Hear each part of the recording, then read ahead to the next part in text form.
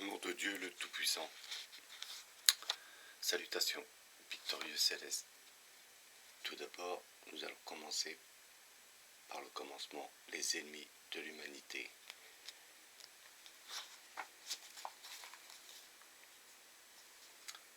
L'islam est-il l'ennemi de l'humanité, comme on le martèle aujourd'hui en Occident, en pointant du doigt les djihadistes? Tout d'abord, qu'entend-on par ennemi de l'humanité? Il y a une réponse qui met tout le monde d'accord. L'ennemi de l'humanité est celui qui attente à la vie d'un homme selon la Bible. Le premier meurtrier de l'humanité fut Caïn, assassin de son frère Abel.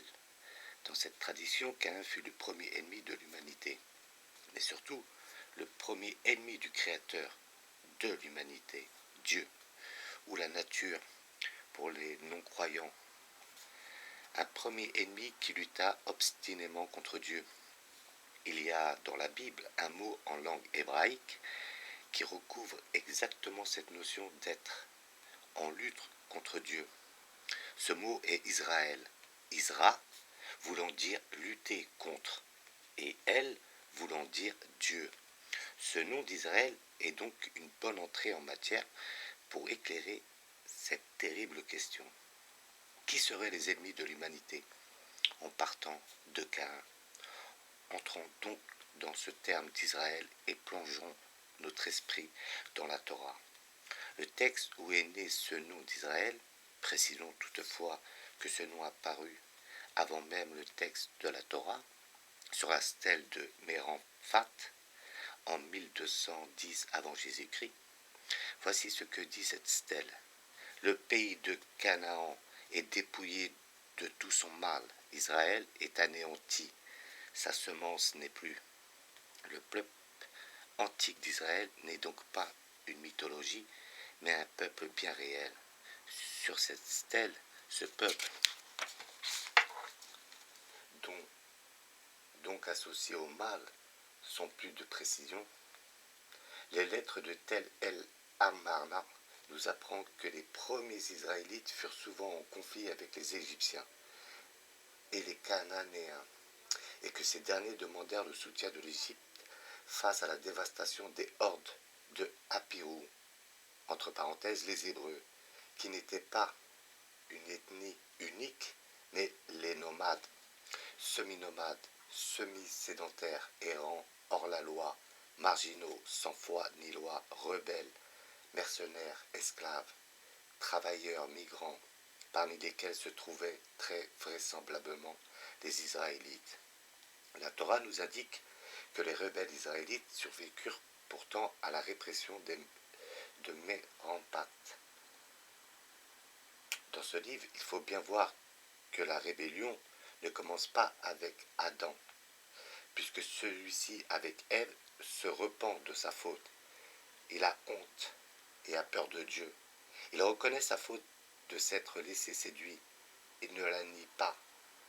La rébellion commence véritablement avec Caïn, qui s'obstine à nier son crime de jalousie, son crime d'orgueil sur son frère Abel, à mentir, à ne pas demander pardon à Dieu, à ne pas se repentir, à lutter contre son Créateur tout au long de son errance à laquelle celui-ci l'a condamné.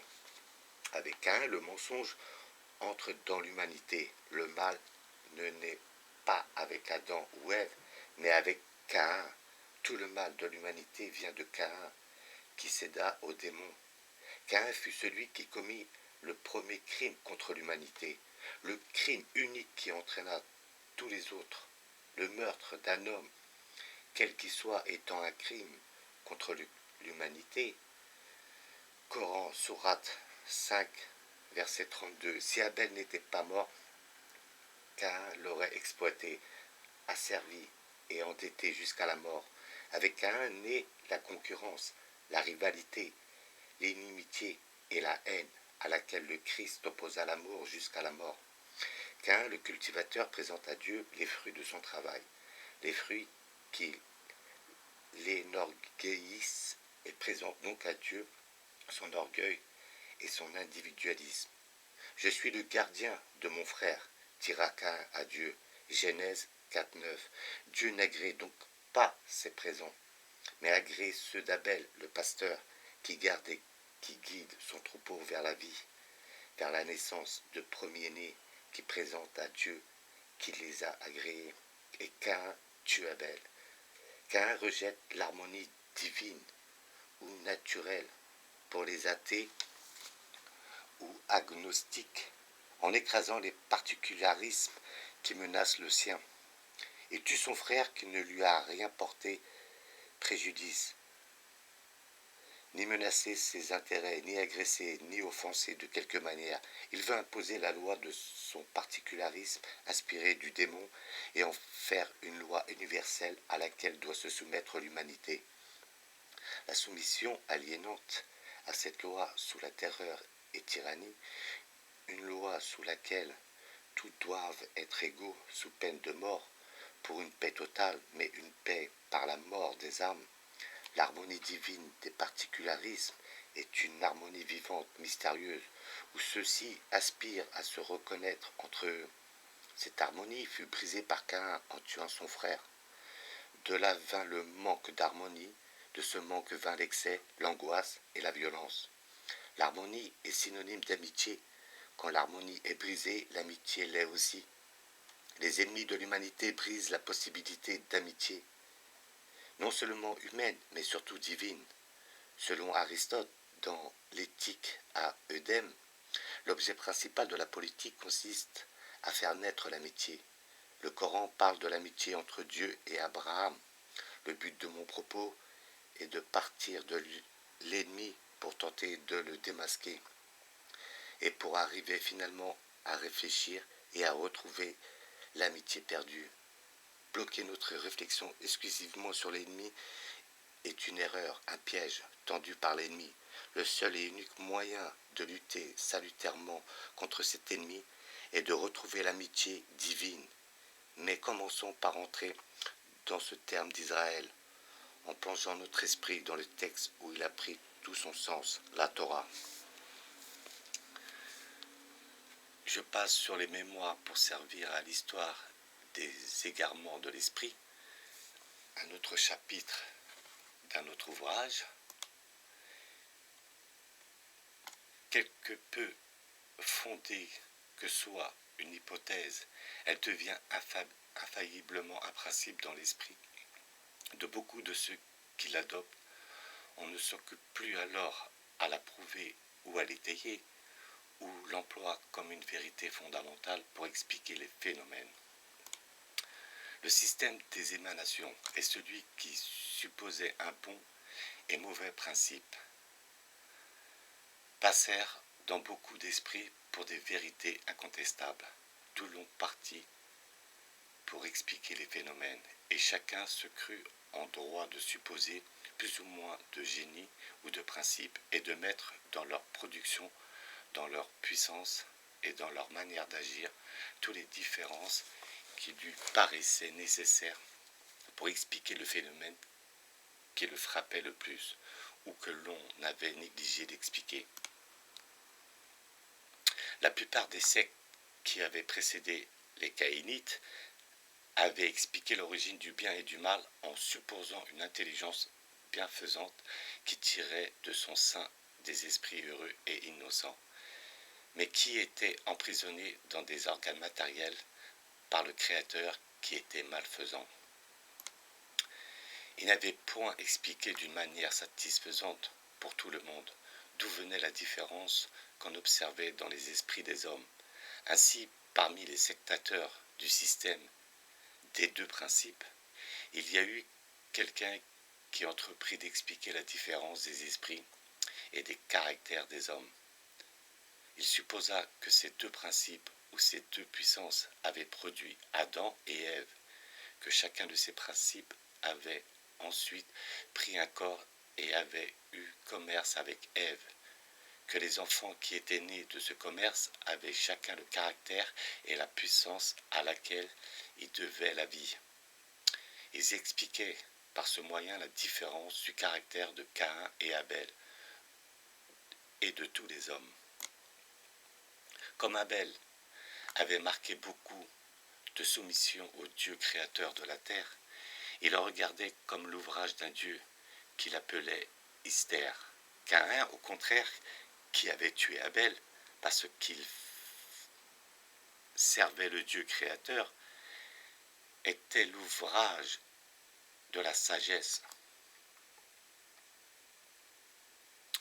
et du principe supérieur. Ainsi Caïn était, selon eux, le premier des sages et le premier objet de leur vénération. Par une suite naturelle de leur principe fondamental, ils honoraient tous ceux qui étaient condamnés dans l'Ancien Testament. Caïn, Ésaü, Corée, les Sodomites, qu'ils regardaient comme des enfants de la sagesse et des ennemis du principe créateur. Par une suite de leur principe fondamental, ils honoraient Judas. Judas, selon les Caïnites, savait seul le mystère de la création des hommes. Et c'était pour cela qu'ils avaient livré Jésus-Christ, soit qu'ils s'aperçurent, disaient ces impies, qui voulaient anéantir la vertu et les sentiments de courage. Qui sont que les hommes combattent le Créateur, soit pour procurer aux hommes les grands biens que la mort de Jésus-Christ leur a apportés, et que les puissants amis du Créateur voulaient empêcher, en s'opposant à ce qu'il mourut. Aussi ces hérétiques louaient Judas comme un homme admirable et lui rendaient des actions de grâce. Ils prétendaient que pour être sauvés, il fallait faire toutes sortes d'actions, et ils y mettaient la perfection de la raison à commettre hardiment toutes les infamies imaginables. Ils disaient que chacune des actions infâmes avait un ange tutélaire, et ils invoquaient cet ange en la commettant. Les Caïnites avaient des livres apocryphes, comme l'évangile de Judas, quelques autres écrits faits pour exhorter à détruire les ouvrages du Créateur. Un autre écrit intitulé L'Ascension de saint Paul, il s'agit dans ce livre du ravissement de cet apôtre, et les Caïnites y avaient mis des choses horribles. Une femme de cette secte nommée Quintille, étant venue en Afrique du temps de Tertullien, il pervertit beaucoup de monde, particulièrement en détruisant le baptême. On l'appela quintilianiste. Les sectateurs de cette femme. Il paraît qu'elle avait ajouté aux infamies des Caïnites d'horribles pratiques. Philastrius fait une secte particulière de ceux qui honoraient Judas. L'empereur Michel avait une grande vénération pour Judas et voulut le faire canonifier. Hornebeck parle d'un anabaptiste qui pensait sur Judas comme les Caïnites. On a aussi donné aux Caïnites le nom de Judaïtes.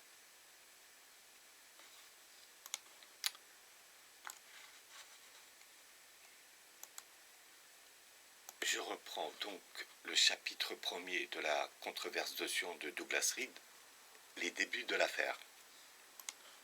Le véritable début de cette affaire a pris place un jour de l'an 458 avant Jésus-Christ, date que ce récit atteindra au chapitre 6.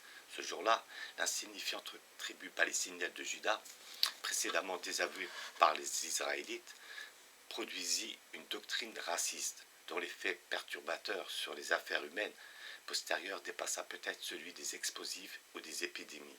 Ce fut le jour où la théorie de la race supérieure fut mise en place en tant que loi. En ce temps-là, Juda était une petite tribu parmi les peuples sujets du roi de Perse, et ce qu'on connaît aujourd'hui comme l'Occident n'était même pas convenable. Maintenant, l'ère chrétienne a presque 2000 ans, et la civilisation occidentale qui est issue est menacée de désintégration. C'est la doctrine née en Juda il y a 2500 ans, qui, de l'opinion de l'auteur, a principalement amené cela. Le procédé de la cause originelle à l'effet actuel peut être assez clairement retracé, parce que cette période est pour l'essentiel historiquement vérifiable. La doctrine qu'un groupe de fanatiques produisit ce jour-là s'est montrée d'un grand pouvoir sur les esprits humains tout au long de ces 25 siècles, d'où son exploit destructeur. Pourquoi est-elle née à ce moment particulier, ou même jamais? Cela, rien ne peut l'expliquer. Cela fait partie des plus grands mystères de notre monde. À moins que la théorie, comme quoi chaque action produit une réaction égale, opposée, ne soit valide dans le domaine de la pensée religieuse, de sorte que l'impulsion qui, en ces temps reculés, lança de nombreux hommes à la recherche d'un Dieu aimant et universel, produisit cette contre-idée violente d'une divinité exclusive et vengeresse.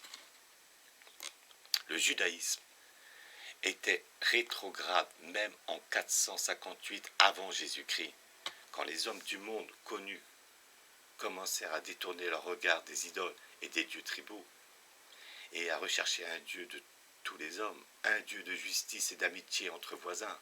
Confucius et Bouddha avaient déjà montré ce chemin et l'idée d'un Dieu unique était connue parmi les peuples voisins de Juda. De nos jours, on clame souvent que l'homme de foi, chrétien, musulman ou autre, doit présenter ses respects au judaïsme. Quelles que soient ses erreurs, sur un terrain incontestable, ce fut la première religion universelle, si bien que dans un sens, toutes les religions universelles descendent de lui. On apprend cela à chaque enfant juif. En vérité, l'idée d'un Dieu unique de tous les hommes était connue bien avant que la tribu de Juda n'ait même pris forme.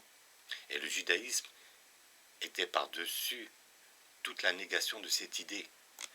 Le livre des morts égyptiens, dont les manuscrits furent trouvés dans les tombeaux des rois de 2600 ans avant Jésus-Christ, plus de 2000 ans avant que la loi judaïque ne soit achevée, contient ce passage. Tu es l'unique, le Dieu de tout premier commencement du temps, l'héritier de l'immortalité, par toi seul engendré. Tu t'es toi-même donné naissance, tu as créé la terre et as fait l'homme. Inversement, les Écritures produites dans la Juda des Lévites demandent, entre guillemets, qui est comparable à toi, ô Seigneur, parmi les dieux? L'Exode. La secte qui rejoignit et mata la tribu de Juda prit ce concept et émerge d'un Dieu unique de tous les peuples et l'inclut dans ses écritures uniquement pour le détruire et pour dresser la doctrine basée sur sa négation. Ce concept est nié subtilement, mais avec mépris. Et comme la doctrine est basée sur la théorie de la race supérieure, cette négation est nécessaire et inévitable. Une race supérieure, s'il doit y en avoir une, doit elle-même être Dieu. La doctrine qui avait acquis la force de la justice en vigueur en Juda en 458 avant Jésus-Christ était alors et toujours unique au monde. Elle reposait sur l'assertion attribuée à la divinité tribale, Jéhovah, que les Israélites, en fait les Judaïtes, étaient son peuple élu qui s'il accomplissait toutes ses lois et jugements, serait placé au-dessus de tous les autres peuples et établi sur une terre promise. De cette théorie, que ce soit par anticipation ou nécessité imprévue, naquirent les théories pendantes de la captivité et de la destruction. Si Jéhovah devait être adoré, comme il le demandait dans un certain lieu, sur une terre précise, tous ses adorateurs devaient vivre là-bas. À l'évidence, tous ne pouvaient vivre là-bas, mais s'ils vivaient ailleurs, que ce soit contraints ou par leur propre choix, ils devenaient automatiquement captifs de l'étranger qui devait chasser, terrasser et détruire. Étant donné ce principe de base de la doctrine, cela ne faisait aucune différence que les geôliers soient des conquérants ou des hôtes accueillants. Leur destinée décrétée devait être la destruction ou l'esclavage. Avant qu'ils soient détruits et réduits en esclavage, ils devaient être pendant un temps les geôliers des Judaïtes, pas de leur propre fait, mais parce que les Judaïtes, ayant échoué à l'observance, méritaient d'être punis. De cette manière-là, Jéhovah se révélait comme le Dieu unique de tous les peuples, même s'ils ne connaissaient que le peuple élu. Ils utilisaient les païens pour les punir de leurs transgressions avant d'infliger la destruction précédemment décrétée de ces païens. Les Judaïtes s'étaient vus imposer cet héritage. Ce n'était même pas le leur, car leur alliance, selon ces écritures, avait été faite entre Jéhovah et les enfants d'Israël. Et en 458 avant Jésus-Christ, les Israélites, rejetant les Judaïtes non israélites, avaient depuis longtemps été absorbés par les autres hommes, emportant avec eux la vision d'un Dieu de tous les hommes, aimant et universel. Les Israélites, de toute évidence, ne connurent jamais cette doctrine raciste qui devait être transmise tout au long des siècles en tant que religion juive ou judaïsme. De tout temps, elle se présente comme le produit de la Juda des Lévites. Ce qui se passa avant 458 avant Jésus-Christ est en grande partie tradition, légende et mythologie, par opposition à la période suivante, dont les événements principaux sont connus avant 458 avant Jésus-Christ. Par exemple, il n'y avait principalement que des traditions orales. La période documentaire commence dans les 2 siècles menant à 458 avant Jésus-Christ, quand Juda fut désavoué par les Israélites. C'est à ce stade que la perversion eut lieu. Quand la tradition de bouche à oreille devint l'écriture, les paroles qui sont restées des anciens Israélites montrent que leur tradition était couverte sur l'extérieur, amicale envers ses voisins, sous la guidance d'un Dieu universel. Cela fut changé en son opposé par les prêtres itinérants qui isolèrent les judaïtes et établirent le culte de Jéhovah comme Dieu du racisme, de la haine et de la vengeance.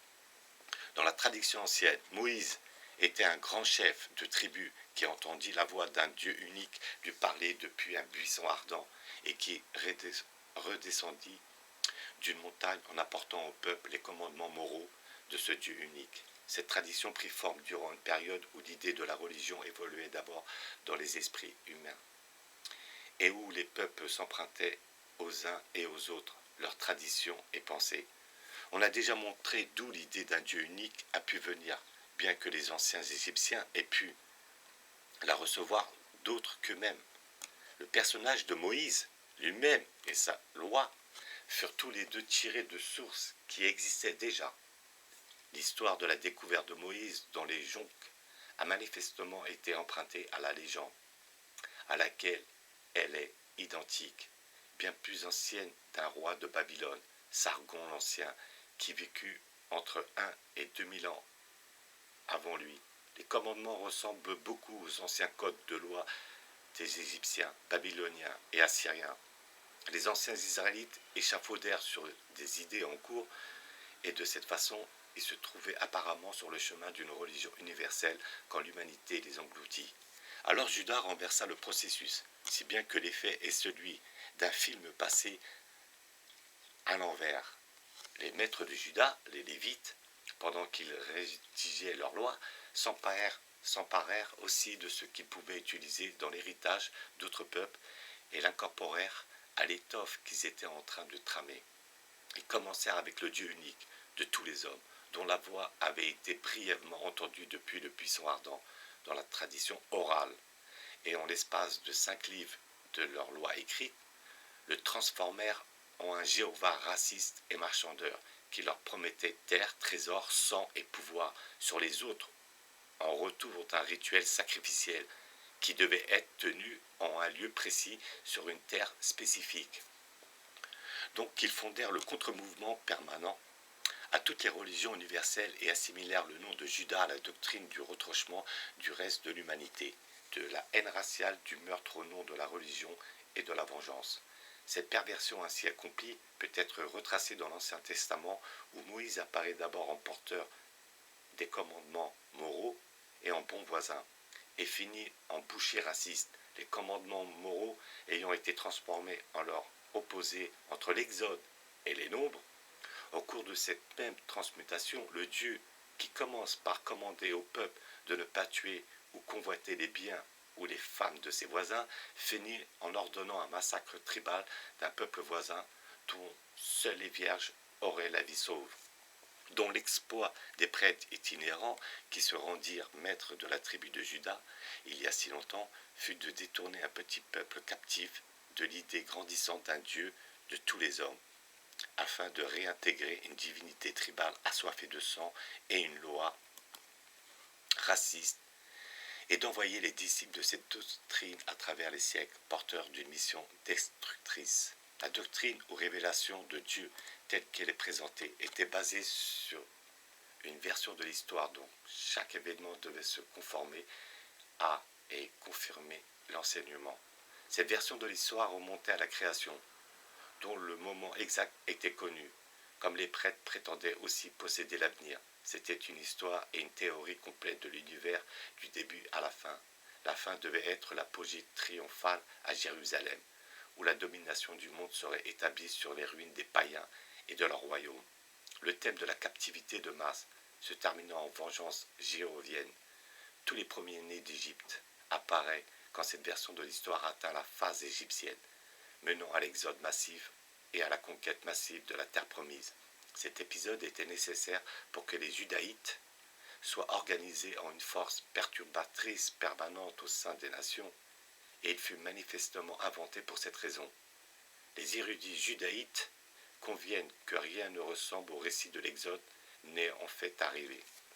L'existence même de Moïse est contestée. Il vous raconte, disait le feu rabbin Elmil Hirsch, que Moïse n'a jamais existé. J'acquiesce. S'ils me disent que l'histoire venue d'Égypte est de la mythologie, je ne protesterai pas. C'est de la mythologie. Ils me disent que le livre d'Isaïe, tel que nous le connaissons maintenant, est composé d'écrits d'au moins 3 et peut-être 4 périodes différentes. Je le savais avant même qu'ils me le disent, avant qu'ils ne le sachent. J'en étais convaincu. Que Moïse ait existé ou non, il ne peut avoir mené l'exode massif d'Égypte jusqu'à Canaan, Palestine. Aucune tribu d'Israël clairement définie n'existait, d'après le rabbin Elmer Berger, à un quelconque moment durant la période où quiconque se faisait appeler Moïse était censé avoir emmené quelques petits groupes de personnes hors de l'esclavage égyptien. Les Abiru, entre parenthèses, hébreux, étaient alors déjà établis en Canaan, et ils y étaient arrivés de l'autre côté par Babylone, longtemps auparavant. Leur nom, Abiru, ne dénotait aucune identité raciale ou tribale. Il signifiait nomade. Bien avant qu'un quelconque petit groupe conduit par Moïse n'ait pu arriver, ils avaient envahi de larges territoires cananéens, et le gouvernement de Jérusalem avait rapporté au pharaon d'Égypte: le roi n'a plus aucun territoire. Les Abiru ont dévasté tout le territoire du roi. Un historien sioniste des plus zélés, le docteur Joseph Kasten, est tout aussi précis à ce sujet. Il sera souvent cité tout au long de ce récit, parce que son livre, comme celui-ci, couvre la durée entière de la controverse de Sion, excepté les derniers 22 ans. Il fut publié en 1933 et nous dit, ouvrez les guillemets, d'innombrables autres tribus sémites et hébraïques étaient déjà installées sur la terre promise, qui, dit Moïse à ses adeptes, étaient à eux par droit ancien de succession. Qu'importe si les conditions réelles en Canaan avaient depuis longtemps effacé ce droit et l'avaient rendu illusoire. Le docteur Castaing, un fervent sioniste, maintient que la loi établie dans l'Ancien Testament doit être appliquée à la lettre, mais il ne prétend pas prendre au sérieux la version de l'histoire sur laquelle cette loi est basée. En cela, il diffère des polémistes chrétiens de l'école. Chaque mot est vrai. Il maintient que l'Ancien Testament était en fait un programme politique rédigé pour répondre aux conditions d'une époque et fréquemment révisé afin de répondre aux conditions changeantes. Historiquement, donc, la captivité égyptienne, le massacre de tous les premiers-nés d'Égypte, l'exode et la conquête de la terre promise sont des mythes. L'histoire a été inventée, mais la leçon, celle de la vengeance sur les païens, a été implantée dans les esprits humains et son effet profond se prolonge de nos jours. Cela fut de toute évidence inventé pour détourner les Judaïtes de la tradition ancienne du Dieu, qui, depuis le buisson ardent, dicta une simple loi de conduite morale et d'amitié entre voisins. Par l'insertion d'un incident imaginaire et allégorique présenté comme une vérité historique, cette tradition fut convertie en son opposé et la loi. De l'exclusion, de la haine et de la vengeance fut établie, avec cela comme religion et comme héritage, attesté par le récit historique qui lui a été annexé. on envoya un petit groupe d'êtres humains vers l'avenir.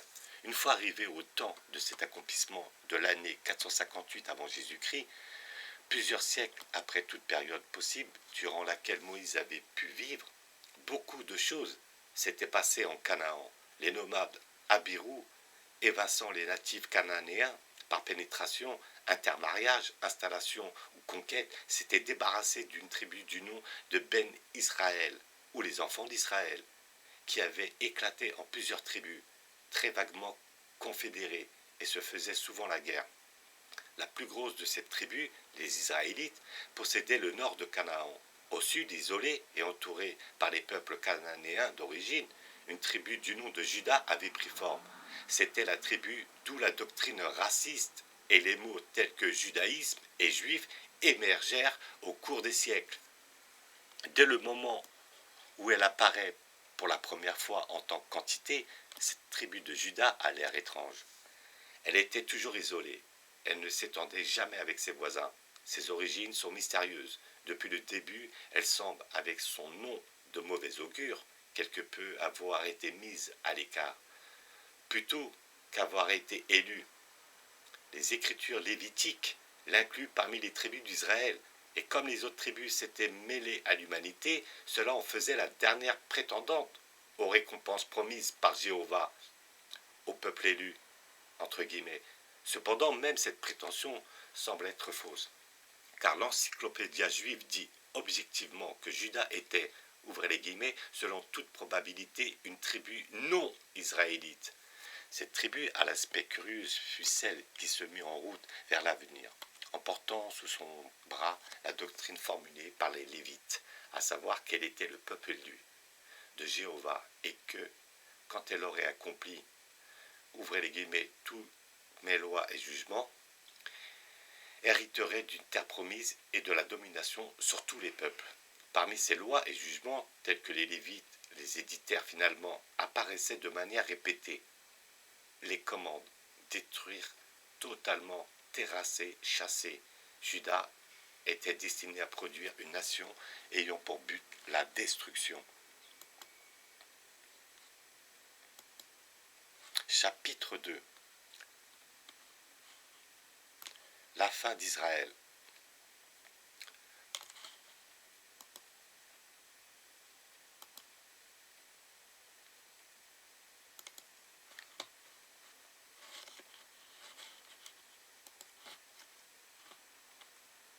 Environ 500 ans avant l'événement de 458 avant Jésus-Christ, soit pratiquement 3000 ans avant aujourd'hui, l'association brève et mouvementée entre Juda et les Israélites, entre parenthèses les enfants d'Israël, prit fin. Israël rejeta la doctrine du peuple élu qui commençait à prendre forme en Juda, et partit de son côté. L'adoption du nom Israël par l'État sioniste mis en place en Palestine en 1948 était un faux prétexte flagrant. Les événements qui menèrent à cette union courte et malheureuse remontent au siècle précédent. La période mythologique ou légendaire de Moïse fut suivie par une période en Canaan durant laquelle Israël fut l'entité forte, cohésive et reconnaissable. La confédération nordique des 10 tribus, Juda, que la très petite tribu de Benjamin avait rejointe, était un petit royaume insignifiant du sud. Juda donc descend le sionisme d'aujourd'hui, était une tribu de mauvaise réputation. Juda vendit son frère Joseph, le fils préféré de Jacob dit Israël, aux Ismaélites pour 20 deniers d'argent. Comme bien plus tard, Juda, le seul judéen parmi les apôtres, trahit Jésus pour 30 deniers d'argent et fonda ensuite la tribu dans l'inceste, la Genèse 37-38. Les scribes religieux qui écrivaient ce compte-rendu biblique des siècles plus tard s'étaient rendus les maîtres de Juda. Et comme ils altérèrent la tradition orale à chaque fois que cela leur convenait, la question se pose: pourquoi se donnèrent-ils la peine de préserver, ou même peut-être d'insérer cette attribution de commencement incestueux et cette nature perfide au même peuple qui, disait-il, était l'élu de Dieu? La chose est mystérieuse, comme bien d'autres choses dans les écritures lévitiques, et seuls les cercles fermés de la secte pourraient fournir une réponse. Quoi qu'il en soit, ces écritures et les autorités actuelles s'accordent sur la séparation d'Israël et de Juda. Dans l'Ancien Testament, Israël est souvent appelé la maison de Joseph, distinguée sans équivoque de la maison de Juda. L'encyclopédia juive dit Joseph et Juda représentent deux lignages distincts et ajoute tel que déjà cité que Juda était selon toute probabilité une tribu non israélite. L'encyclopédia Britannica dit que le judaïsme se développa bien après que les Israélites se furent mélangés à l'humanité et que la véritable relation entre deux peuples est le mieux exprimée dans cette phrase. Ouvrez les guillemets. Les Israélites n'étaient pas des Juifs. Fermez les guillemets. Historiquement, Juda devait suivre pendant un petit moment et amener le judaïsme, qui engendra le sionisme. Israël devait disparaître en tant qu'entité, et tout arriva de cette manière. La petite tribu du sud, Juda, se retrouva identifiée à la tribu sans terre, celle des Lévites. Ces prêtres héréditaires qui prétendaient que leur fonction leur avait été confiée par Jéhovah sur le mont Sinaï étaient les vrais pères du judaïsme. Ils erraient parmi les tribus, prêchant que la guerre de l'un était la guerre de tous et la guerre de Jéhovah. Leur but était le pouvoir et ils luttaient pour une théocratie, un État dans lequel Dieu est le souverain et la religion est la loi. Durant la période des Juifs, ils atteignirent leur but dans une certaine mesure, car ils étaient naturellement les juges. Ce dont eux-mêmes, ainsi que Juda isolé, avaient le plus besoin était l'union avec Israël. Israël, qui se méfiait des prêtres législateurs, ne voulait pas entendre parler d'unification, à moins qu'elle ne se fasse sous l'autorité d'un roi. Tous les peuples environnants avaient des rois. Les Lévites se saisirent de cette opportunité. Ils virent que si un roi était nommé, la classe dirigeante désignerait le candidat, et ils étaient la classe dirigeante. Samuel, à leur tête, mit en place une monarchie fantoche, derrière laquelle les prêtres exerçaient le véritable pouvoir. Cela fut accompli en stipulant que le roi régnerait seulement pour la vie, ce qui signifiait qu'il ne serait pas capable de fonder une dynastie. Samuel choisit un jeune paysan benjaminite, Saul, qui s'était fait un nom dans les guerres tribales et dont on pensait sans doute qu'il avait toutes les chances d'être malléable. Le choix d'un benjaminite suggère qu'Israël refusait de songer à tout homme de Juda pour la royauté. Ce fut alors le début du royaume unifié d'Israël. En vérité, il ne survécut qu'à ce seul règne, celui de Saul.